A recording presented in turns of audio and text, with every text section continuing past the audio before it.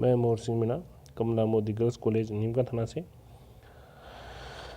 BA part first के कमला Modi girls college के YouTube पर आप सभी छात्र छात्राओं का स्वागत करता हूं। आज मैं सिंधु सभ्यता का जो अंतिम चरण है उत्तर सिंधु सभ्यता, उस टॉपिक पर आपके साथ चर्चा करूंगा, जिसे हम सिंधुवाद की सभ्यता या ताम्रपाषाण बस्तियां कहते हैं, जो सिंधु सभ्यता के समकालीन थी या उसके बाद विकसित हुई थी और जो उसके समानांतर रही थी, लेकिन वो सिंधु सभ्यता से संबंधित नहीं थी। इन ताम्रपाषाण बस्तियां गंगा यमुना दोआब में मिली हैं, इसलिए इन्हें गंगा यमुना दोआब संस्कृति भी कहते हैं। इन संस्कृतियों के 5 प्रकार के मृतभांड मिले हैं, जो इस प्रकार से है। एक तो ग्रीक मृतभांड, गेरिक मृतभांड, OCP कहते हैं उसे।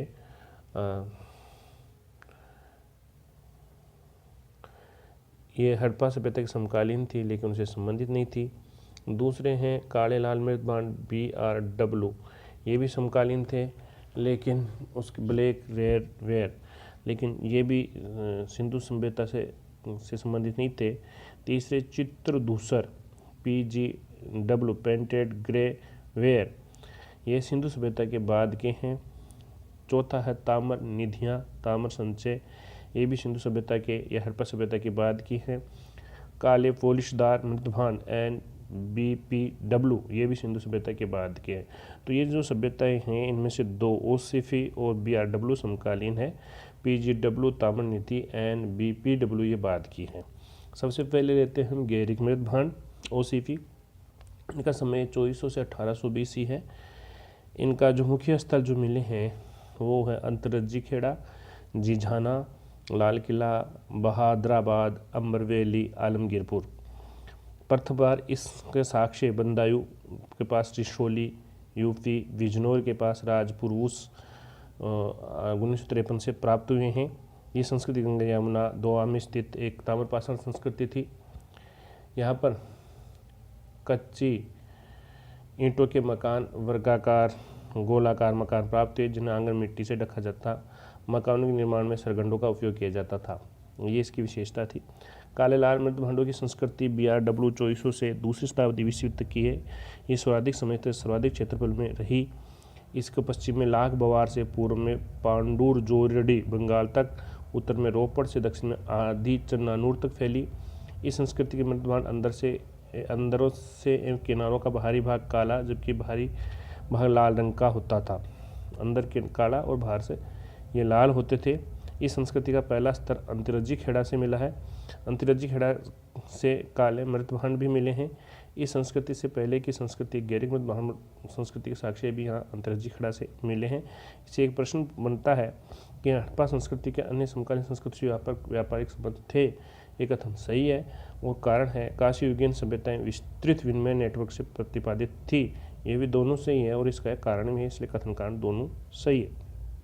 तीसरी सभ्यता है ताम्र संचय निधान संस्कृति, 2200 से 1800 ईसा पूर्व। ये सभ्यता 1822 कानपुर बिट्टूर नामक स्थल को प्रथम स्थल के रूप में प्राप्त किया। अन्य स्थल गुगेरिया मध्य प्रदेश, यहाँ से सर्वाधिक ताम्र उपकरण लगभग 424 उपकरण प्राप्त हुए हैं तथा यहाँ से चांदी के पत्थर भी प्राप्त हुए हैं। गुगेरिया से 85 स्थलों की खोज हो चुकी है, जिनमें से 30 स्थलों की खुदाई की गई है। सईपई ये मध्य प्रदेश में है।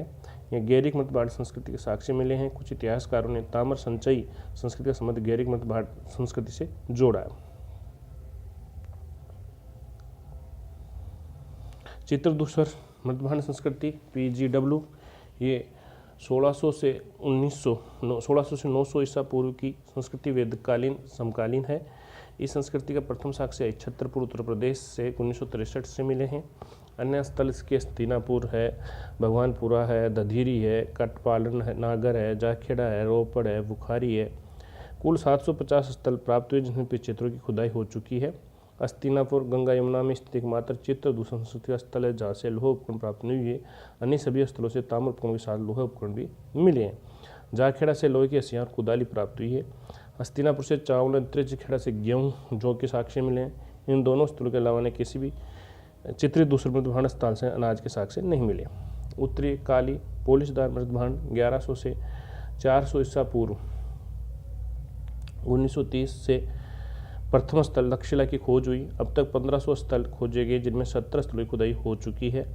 ये संस्कृति अनिवार्य रूप से लोहे से जुड़ी हुई तांबा प्लस लोहे के उपकरण से प्राप्त हुई है। ये संस्कृति आगे द्वितीय नगरीकरण 600 ईसा पूर्व से जुड़ गई, अर्थात इस ताम्रपाषाण संस्कृति का पर्वतीय स्थलों से घेरेदार कुएं, पक्की ईंटें, नगरों से संबंध था।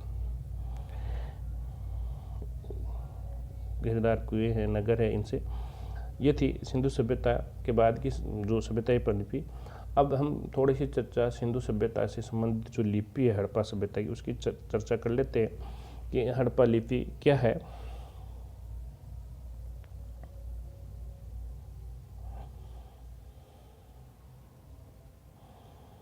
हड़प्पा लिपि सिंधु घाटी सभ्यता की जो लिपि है, हड़प्पा लिपि को हड़प्पाई लिपि अब तक पढ़ने में सफलता प्राप्त नहीं हुई। इसके जो चिन्ह है वो इस तरह से बने हुए हैं, सफलता प्राप्त, लेकिन निश्चित रूप से ये वर्णमालीय थी, जहाँ प्रत्येक चिन्ह स्वर अथवा व्यंजन को दर्शाता है ही नहीं, क्योंकि इसमें चिन्हों की संख्या अधिक है, लगभग 375 से 400 के बीच है। सामान्यतः हड़प्पा मोहरों पर एक पंक्ति में कुछ लिखा है जो संभवतः मालिकों के नाम, उसके पद को दर्शाता है। विद्वानों ने यह भी समझाने की कोशिश की है कि इन मोहरों पर बना चित्र एक जानवर का है, जो अनपढ़ लोगों के सांकेतिक रूप से इसका अर्थ बताता है। हड़प्पाई लिपि के अधिकांश लेख मुद्राओं पर पाए गए। इन लेखों में अधिकांश लेख बहुत छोटे हैं। हड़प्पाई लिपि पर पशु, वृषभ, एक श्रृंग का बैल, धार्मिक रूपायन आदि मोहरों के अग्र पश्च भाग में मिलते हैं। इस लिपि को सिंधु लिपि, सरस्वती लिपि के नाम से भी जाना जाता है। ऐसा प्रतीत होता है कि लिपि दाएं से बाएं ओर लिखी जाती। कुछ मोहरों पर दाईं और चौड़ा अंतराल है, बाईं और ये संकुचित है, जिससे लगता है उत्कीर्णक ने दाईं ओर से लिखना आरंभ किया और बाद में स्थान में कम पड़ गया। सिंधु घाटी सभ्यता के स्थल से उत्खनन से कई वस्तुएं मिली हैं, जिनकी लिखावट पर मिली है। जो वस्तुएं प्राप्त हुई है मोहरे हैं, तांबे के औजार हैं, तांबे तथा मिट्टी की लघु पट्टिकाएँ हैं, अस्थि छड़े हैं, प्राचीन सूचना पट है ना। अलग अलग विद्वानों ने इसकी लिपि को पढ़ने का प्रयास किया और अलग अलग बताई। टी.एस. बरो, फादर हैरास ने इसे द्रविड़ लिपि बताया। रामचंद्रन एस.आर. राव ने संस्कृत लिपि बताया। लैंगटन हंटर महोदय ने इसे ब्राह्मी लिपि बताया। माधव स्वरूप वत्स ने इसे गोमूत्र शैली लिपि को गोमूत्र शैली छोटे छोटे अभिलेखों के रूप में लिपि होना प्राप्त कहा। सबसे जो मान्य तथ्य है वो यह हड़प्पा लिपि भावाचित्रात्मक लिपि थी। इसमें 250 से 400 अक्षर थे, 64 मूल अक्षर थे, मूल चिन्ह थे। ये लिपि छोटे छोटे समूह में अभिलेख के रूप में मिली है। सबसे बड़ा अभिलेख धोलावीरा से प्राप्त हुआ, जहाँ 17 अक्षर है। इस अभिलेख में 26 चिन्ह है। ये लिपि दाएं से बाएं तथा बाएं से दाएं ओर लिखी गई, अतः इसे बाउस ट्रोफेंडम लिपि भी कहते हैं। इस लिपि का अधिक प्रचलन नहीं था, क्योंकि यह हड़प्पा सभ्यता काल के दौरान लिपि अक्षरों परिवर्तन नगण्य था। लिपि का उपयोग छोटे से वर्ग कर रहा होगा, ये व्यापक रूप से प्रचलित नहीं थी। इस लिपि में मोहरों का अपना अलग ही स्थान रहा। लगभग 3000 मोहरें इन विभिन्न स्थलों से मिली है, जिनमें 1200 मोहरें मोहनजोदड़ो से मिली है। मोहरों का निर्माण सेलखड़ी से हुआ। कालीबंगा के उत्खनन से प्राप्त मिट्टी की ठीकरों पर कुछ लिखा हुआ मिला है। इस लिपि का प्रथम साक्ष्य 1853 में मिला, लेकिन स्पष्ट रूप से 1923 में प्रकाश में लाया गया। इस सिंधु लिपि का संबंध सुमेरिया से भी जोड़ा जाता है। वेडल ने अपनी पुस्तक द इंडो सुमेरियन सील्स डेसिफ्रड में बताया कि 4 शताब्दी ईसा पूर्व सुमेरवासियों ने सिंधु घाटी में अपना उपनिवेश स्थापित किया और वहाँ उन्होंने अपनी भाषा लिपि का प्रचलन किया। यहाँ पर वेडल ने इंडो आर्यों की सुमेर से उत्पत्ति सिद्ध करने की कोशिश की और मोहरों पर वैदिक साहित्य में दिए गए राजाओं, उनकी राजधानियों के नाम पढ़े। डॉक्टर प्राणनाथ का ये विचार है कि सिंधु लिपि सुमेर लिपि से ही उत्पन्न हुई है। मिस्र, कृत, पश्चिमी एशिया और भारतवर्ष में पाई गई प्राचीन लिपियों के चिन्ह सांकेतिक प्रकृति के कारण उन लिपियों में पूरी तरह से एक रूपता है, किंतु हमारे ज्ञान की कमी के कारण ये कहना कठिन है कि सुमेरवासियों ने अपनी लिपि सिंधु घाटी से प्राप्त की या फिर सिंधु घाटी लोगों ने अपनी लिपि सुमेरवासियों से ली। एक अन्य विचारधारा के अनुसार सिंधु घाटी के लोग या तो आर्य थे या असुर थे, जो बाद में मेसोपोटामिया और पश्चिमी एशिया की ओर से चले गए। इसी विचारधारा के अनुसार सिंधु लिपि का जन्म भारत में हुआ और यहीं से सुमेर ले जाया गया। अतः वेडोल प्रणातिक विचार को स्वीकार करना कठिन है। सिंधु लिपि का संबंध मिस्र और मेसोपोटामिया से जोड़ा गया है। J.R. हंटर ने सिंधु लिपि के बारे में लिखा कि सिंधु लिपि बहुत प्राचीन मिस्र की सांकेतिक लिपि से मिलते जुलते हैं। देवताओं को मानव रूप में प्रस्तुत करने वाला लगभग सभी चिन्हों को मिस्र लिपि में प्राय मिल जाते हैं। सभी निश्चित है, यह मानना पड़ता है कि हमारे इस विचार का आधार सही है कि हमारी लिपि कुछ मिस्र की लिपि से, कुछ मेसोपोटामिया की लिपि से ली गई है। कई ऐसे चिन्ह जो तीनों सिंधु लिपि, मिस्र लिपि, मेसोपोटामिया लिपि में पाए जाते हैं, वृक्ष है, मछली है, पक्षी आदि चिन्ह हमारे पास ये सिद्ध करने के लिए मानव वैज्ञानिक प्रमाण नहीं है कि सिंधु सभ्यता काल में नील, दजला, सिंधु की घाटियों, जातियों में किस प्रकार का जातीय संबंध था। हड़प्पाई लिपि सिंधु लिपि की समस्या डेविड ड्रिंगर ने सिंधु लिपि के विषय पर लिखा कि इन दोनों समस्याओं का उल्लेख करना आवश्यक है कि लिपि की उत्पत्ति और अन्य लिपियों के जन्म पर इसका प्रभाव ये स्पष्ट दिखाई देता है कि प्राप्त शिलालेखों में प्रबंधानुकूल रेखे प्रतीत होने वाली सिंधु घाटी की लिपि वास्तव में सांकेतिक थी, किंतु ये निर्णय कर पाना वास्तव में असंभव है कि ये देसी थी या बाहर से लाई गई थी। इस लिपि में केलाक्षर अथवा प्राचीन एलमाइट लिपियों के पूर्वज लिपि में किस प्रकार का संबंध शायद रहा होगा, किंतु ये कह पाना असंभव है कि ये संबंध क्या रहा। इस वर्णन में स्पष्ट है कि सिंधु लिपि की उत्पत्ति के संबंध में निश्चयपूर्वक कुछ भी कह पाना संभव नहीं है। सिंधु लिपि का पढ़ना, सिंधु लिपि अभी तक पढ़ी नहीं गई। कई लोगों ने इस लिपि को पढ़ने की कोशिश की लेकिन सफल नहीं हो पाए। वहिलन महोदय ने इसके संबंध में ठीक ही कहा, इस लिपि का अनुवाद करने के लिए आवश्यक साधन अभी तक प्राप्त नहीं हो सके। हमें आवश्यकता है एक द्विभाषी शिलालेख जिसमें एक भाषा को पूरा ज्ञान हो, एक लंबा शिलालेख जिसमें कुछ महत्वपूर्ण भाग बार बार प्रयोग किए गए हो। वर्तमान शिलालेख में अधिकांश छोटे हैं। सबसे लंबे शिलालेख धोलावीरा में 17 अक्षर का है। उनकी भिन्नता के कारण हम कल्पना नहीं कर सकते। उनका संबंध मोहरों पर पाए जाने वाले नमूनों से है। कभी कभी इन शिलालेखों से पिता का नाम, उपाधि, व्यवसाय का पता चलता है, किंतु हम ठीक कुछ भी पता नहीं है। तो हम कह सकते हैं सिंधु लिपि को पढ़ने के लिए द्विभाषी जिसमें की भाषा को पूर्ण ज्ञान हो, शिलालेख प्राप्त करना बहुत आवश्यक है, अन्यथा सिंधु लिपि का रहस्य विषय बना रहेगा।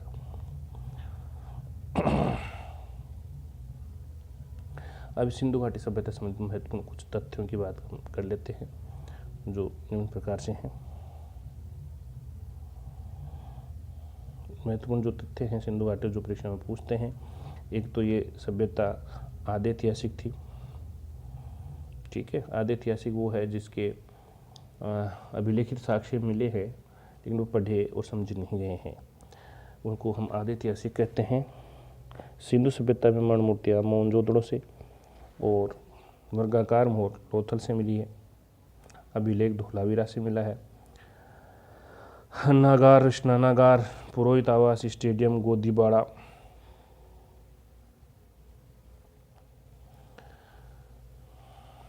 स्नानागार मोहनजोदड़ो का प्रसिद्ध है, अन्नागार हड़प्पा का प्रसिद्ध है, स्टेडियम धोलावीरा, गोदीबाड़ा, लोथल का प्रसिद्ध है।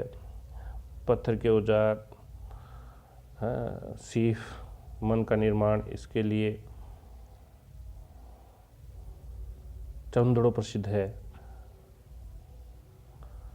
मेसोपोटामिया की मोहर तुर्किस्तान में, मिस्र में भी मिली है। ये नगरीय सभ्यता थी। सिंधु सरस्वती सभ्यता कहा गया इसको शुरू में। ये 3000 ईसा पूर्व में अस्तित्व में आई। ये मिस्र, मेसोपोटामिया, चीन की समकालीन थी। रेडियो कार्बन पद्धति से 14 से इसका समय 2400 से 1700 के बीच माना गया है। रेडियो कार्बन डेटिंग तकनीक का आविष्कार 1947 में विलार्ड फ्रैंक लीबी ने किया था। विलार्ड फ्रैंक लीबी ने 1947 में किया था इसका क्या रेडियो कार्बन का। ये त्रिभुजाकार है, 12,99,600 वर्ग किलोमीटर में फैली है। चार्ल्स मेसन ने इसकी ईंटें बड़ी संख्या में पाई थी। और हड़प्पा इस सभ्यता की प्रथम राजधानी मानी जाती है। मोहनजोदड़ो दूसरी और कालीबंगा तीसरी राजधानी मानी जाती है। यहाँ पर 100 तक चीन मिले हैं। तांबे के दर्पण प्राप्त हुआ है। इसकी ईंटों का अनुपात 4:2:1 है। लंबाई 4, चौड़ाई 2, ऊंचाई 1। ऋग्वेद में हड़प्पा को हरियूपिया कहा गया है। मेसोपोटामिया साहित्य में हड़प्पा सभ्यता को मेलुहा कहा गया है। सिंधुवासी बतख को पवित्र मानते थे। मेसोपोटामिया में पाई गई हड़प्पा की और सिंधु घाटी की तिथि को निश्चित करने में सहायक है। हड़प्पा से प्राप्त मोहरों में एक श्रृंगी पशु अंकन सर्वाधिक है। हड़प्पा से गरुड़ का अंकन भी काफ़ी मात्रा में हुआ है। एक तांबे की इक्का गाड़ी भी मिली है। कपास का सर्वप्रथम खेती करना सिंधुवासियों ने ही विश्व को सिखाया।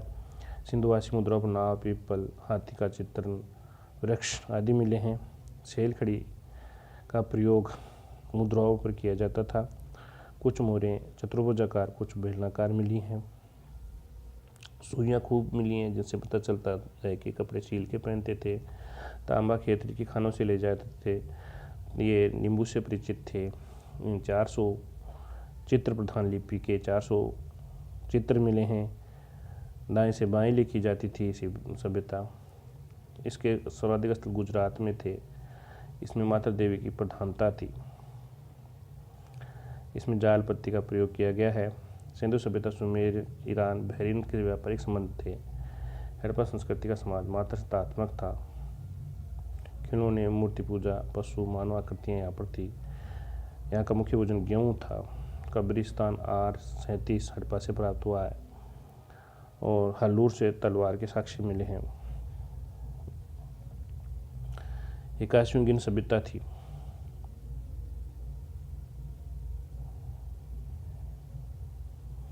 ये थी सिंधु सभ्यता के बारे में विशेष जानकारी। इसके साथ ही सिंधु सभ्यता समाप्त होती है। Okay, thank you.